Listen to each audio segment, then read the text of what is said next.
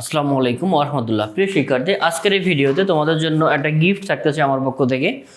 সেটা হচ্ছে তোমাদের দ্বিতীয় অধ্যায়ের ক এবং খ থেকে যে কোশ্চেনগুলো পরীক্ষা এসে থাকে বা তোমার হচ্ছে যে কোশ্চেনগুলো ইম্পর্টেন্ট বা বারবার আসতেছে, তোমার একই ধরনের কোশ্চেন একটু ঘুরায় পেঁচা আসতেছে, সেই কোশ্চেনগুলো দেখো আমি এখানে সুন্দরভাবে সাজিয়ে লিখেছি। এবং আর একটা মূল বিষয় হচ্ছে এই পিডিএফটা, সেটা হচ্ছে আমি এগুলো খুব সুন্দরভাবে নিচের ভাষায় সাজায় লিখেছি যেন তুমি একবার বা দুবার পরে তুমি অ্যান্সার করতে পারো।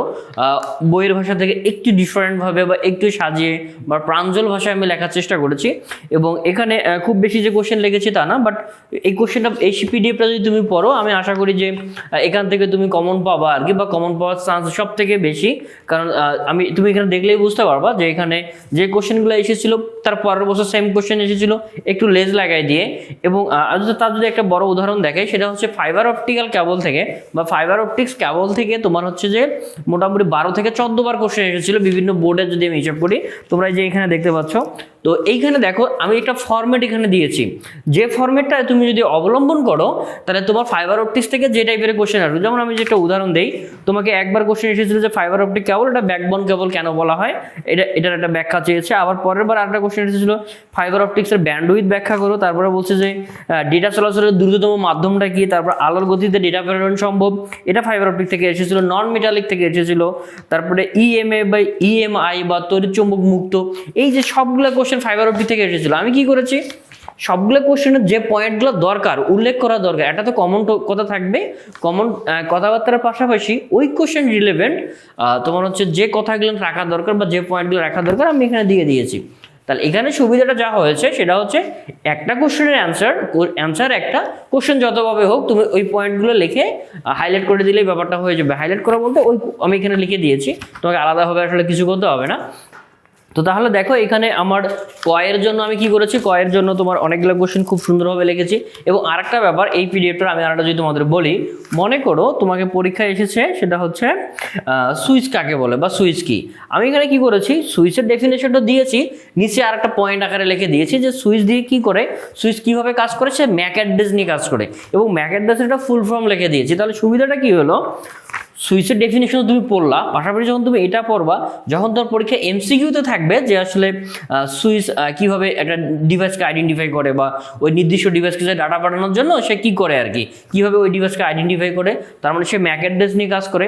বা তোমাকে কোশ্চেন করতে পারে সুইচ কোনটি নিয়ে কাজ করে, তার মানে সুইচ ম্যাক অ্যাড্রেস নিয়ে কাজ করে। তাহলে কি হবে, ম্যাক অ্যাড্রেসের অ্যান্সারটা তুমি করতে পারবে। অথবা তোমাকে কোশ্চেনগুলো ফুল ফর্মে যে ম্যাক অ্যাড্রেসের ফুল ফর্ম কি, তাহলে হচ্ছে মিডিয়া অ্যাক্সেস কন্ট্রোল, আমি এখানে দিয়ে দিয়েছি। আবার অনুরূপভাবে মনে করো তোমার ব্লুটুথ নিয়ে কোশ্চেন এসেছে, তাহলে ব্লুটুথের ডেফিনেশনটা দিয়ে দিলাম।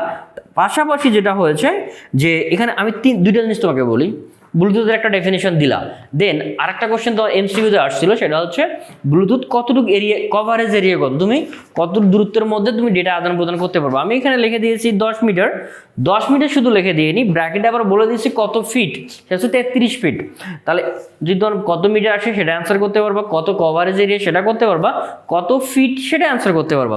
সাথে আর যে কাজটা করতে পারবা, যেটা আমি এখানে যুক্ত করেছি, IEEE যে স্ট্যান্ডার্ড রয়েছে ব্লুটুথের, তাহলে এটা হচ্ছে 802.15, তাহলে ব্লুটুথের IEEE স্ট্যান্ডার্ড দিয়েছে। তার মানে তুমি শুধুমাত্র ডেফিনেশনটা যে পড়তেছো তা না, ডেফিনেশনের পাশে আমি এক্সট্রা কিছু দিয়ে রেখেছি।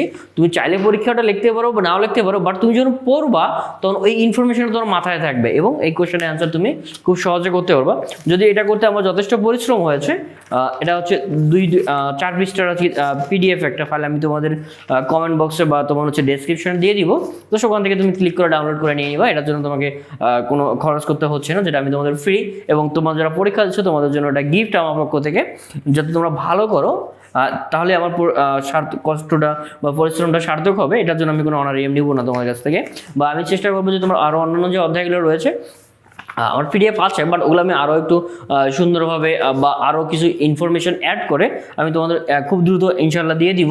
তো এই পিডিএফটা তোমরা ডাউনলোড করে নিয়ে নাও এবং পড়ার পর তোমার কেমন লাগলো, বা 2-4টা কোশ্চেন তুমি পরে আমাকে তোমার অপিনিয়ন জানাতে পারো।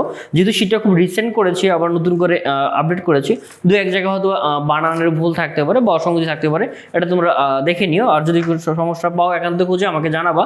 তবে আশা করি থাকবে না, আমি 2-1বার রিভিশন দিয়েছি, বাট তবু থাকলে থাকতে পারে। তবে যে সুবিধাটা পাবা, এটা 1বার বা 2বার পড়ে তুমি অনেকগুলো কোশ্চেনের অ্যান্সার করতে পারবা। এবং যেহেতু আমি হিউজ কোশ্চেন এখানে কালেক্ট করেছি, বাট একই টাইপের কোশ্চেন, বাট যে কোশ্চেনগুলো পরীক্ষা আসে, সুতরাং এই জিনিসগুলো যদি তুমি দেখো, আমি ইনশাআল্লাহ তোমার যদি আল্লাহ যদি তোমার সহায় থাকে, আমি এভাবে অন্যদের মতো এভাবে বলবো না যে 100% বা এত %, এটা আসলে বলা আসলে কতটা যৌক্তিক আমি জানি না, বাট আমার কাছে মনে হয় যে তুমি সর্বাধিক কোশ্চেন কমন পাওয়ার এটা তোমার প্রবাবিলিটি থাকবে যদি তুমি এই পিডিএফটা পড়ো আর কি।